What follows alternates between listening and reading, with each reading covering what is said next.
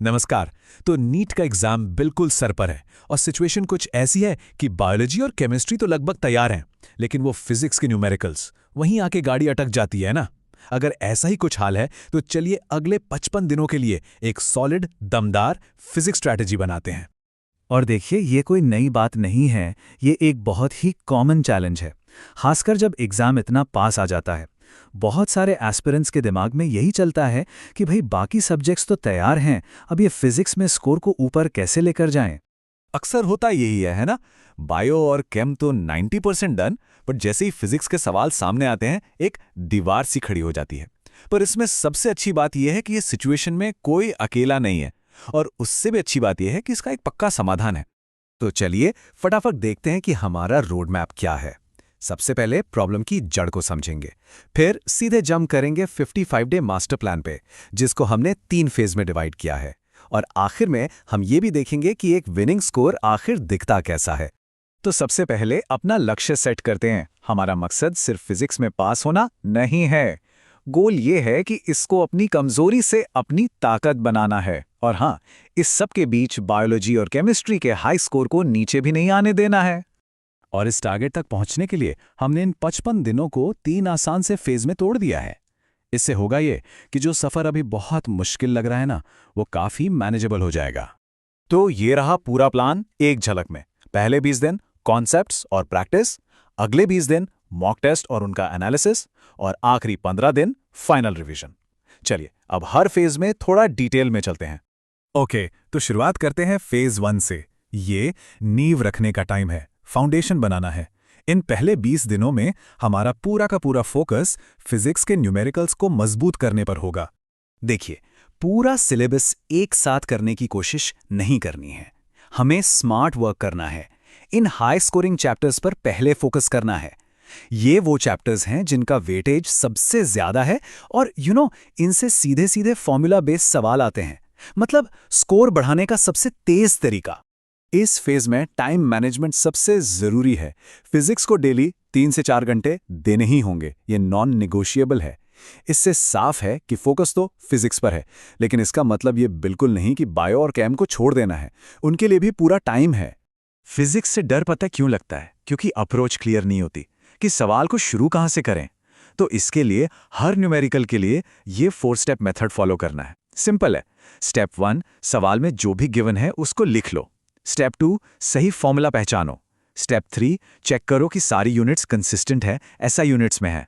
और स्टेप 4, आराम से फाइनल कैलकुलेशन करो। ये तरीका बड़े से बड़े सवाल को भी आसान बना देता है। और एक चीज हमेशा याद रखनी है, सिर्फ थ्योरी पढ़ लेने से कुछ नहीं होगा, बात नहीं बनेगी। हर चैप्टर के लिए एक फॉर्मूला शीट बनाओ, सॉल्व्ड एग्जाम्पल्स को ठीक से समझो, और उसके बाद कम से कम 40 से 60 एमसीक्यूज प्रैक्टिस करो। असली कॉन्फिडेंस यहीं से आएगा। चलिए अब आगे बढ़ते हैं फेज 2 पर। जो नींव हमने फेज 1 में बनाई है, अब उस पर बिल्डिंग खड़ी करनी है। अब टाइम आ गया है बिल्कुल रियल एग्जाम वाले माहौल में प्रैक्टिस करने का। फोकस अब इंडिविजुअल चैप्टर से हटकर पूरे सिलेबस के टेस्ट पर शिफ्ट हो जाएगा। ये मैं कहूंगा पूरी स्ट्रैटेजी का सबसे सबसे इंपॉर्टेंट हिस्सा है। ध्यान से सुनिए। हर 2 दिन में एक फुल सिलेबस मॉक टेस्ट देना है, 720 मार्क्स का। लेकिन सिर्फ टेस्ट देके स्कोर देखना काफी नहीं है। असली काम उसके बाद शुरू होता है। अपने गलत जवाबों का अच्छे से एनालिसिस करना, हर गलत हुए फिजिक्स न्यूमेरिकल को दोबारा से सॉल्व करना, और टेस्ट से जो वीक चैप्टर्स पता चले हैं उनको रिवाइज करना। असली इंप्रूवमेंट यहीं से होगा। और अब हम आते हैं फाइनल लैप पर, आखिरी फेज यानी लास्ट के 15 दिन।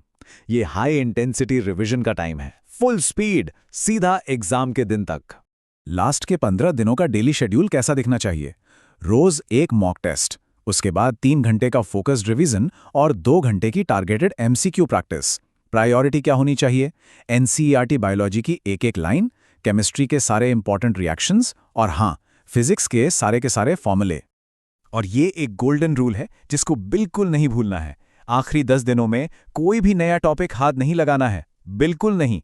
इससे सिर्फ घबराहट और कंफ्यूजन बढ़ेगा। जो पढ़ लिया है बस उसी पर फोकस करो।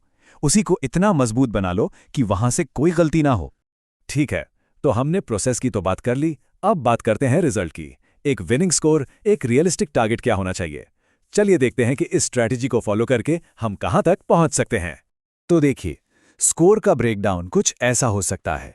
बायोलॉजी, जो कि अपनी स्ट्रेंथ है, वहां टारगेट रखते हैं 340 प्लस, केमिस्ट्री में 150 प्लस, और फिजिक्स में अगर 120 प्लस भी ले आते हैं ना, तो भी एक टॉप रैंक आराम से आ सकती है। इससे ये साफ हो जाता है कि अपनी स्ट्रेंथ पर खेलना कितना जरूरी है। और जब इन तीनों को मिलाया जाता है तो टोटल बनता है 610 प्लस का एक जबरदस्त score.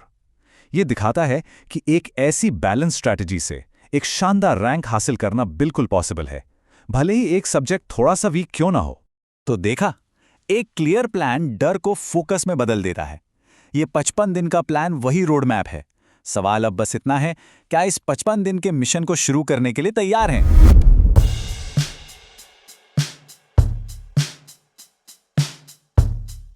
Like, comment, and subscribe.